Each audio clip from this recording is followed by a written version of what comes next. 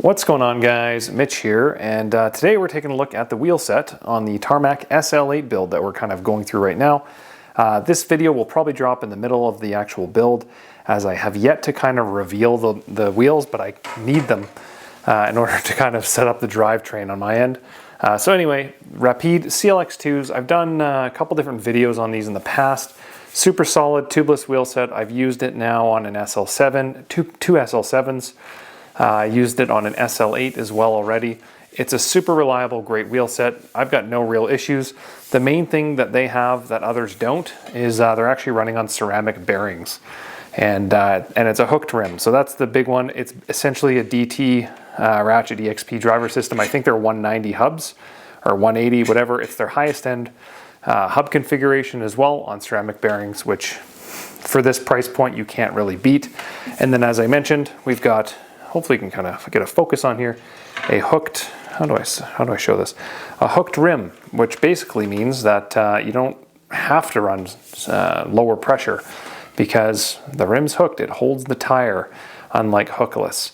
So if you want to run tubeless at 90 to 100 PSI, these are your rims for you. Obviously varying by what tire you're actually running. And let's take a look what we got on here for the actual tire specs. What do we got?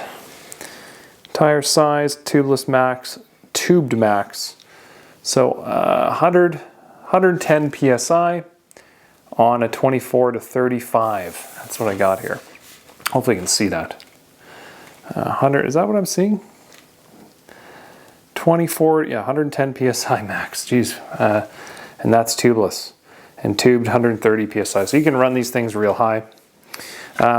I will do a video on how to actually change out this driver body too, because this is an HD driver body. It's actually really simple. This cap will pop off, this will pull off, and then we put on our XDR driver. Pretty simple. And the only other thing is, which I'm kind of thinking about now, I don't have lock rings for these, so I might have to track down some lock rings. I should have some somewhere that I can steal. But so they're not a 6-bolt rotor style or an IS 6-bolt. They are the splined type. So just keep that in mind for when you're picking rotors. And I'll show that again on the front. So we want to see what exactly I'm talking about. There you go. That is your splined interface for your SRAM rotors, or I guess Shimano rotors, whatever you want. Or basically a cap just goes on top of that versus 6-bolt. Pretty simple.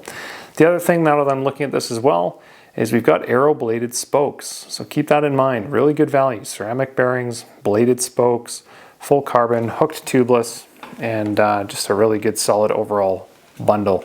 I know a lot of people aren't a big fan of Roval because, hey, it's associated with the big S, specialized. But I'm telling you, this if this had Envy on it, it'd be another $2,000 for this wheel set. Honest to God. It's a banging deal. And looks at home on any brand. They come pre-set up tubeless and taped for tubeless as well. Keep that in mind. Personally, me, I've run them both tubed and tubeless in the past. And I'm trying to put these down without making too much noise. The camera might pick up a lot of smacks and bangs because the mic's really sensitive, but I swear it's actually pretty dull. I've run them both tubeless in the past and tubed, and haven't had big issue either way. My preference was actually to run them tubed with TPUs. That's thermoplastic tubes, and with tubeless tires, it just seems to be the kind of best of both worlds for me. But I also run 28s, and I'm 205 pounds, so I tend to run 80 to 90 PSI depending. So that's why I liked the hooked variant of the rim versus hookless. So that's all kind of how it makes sense for me.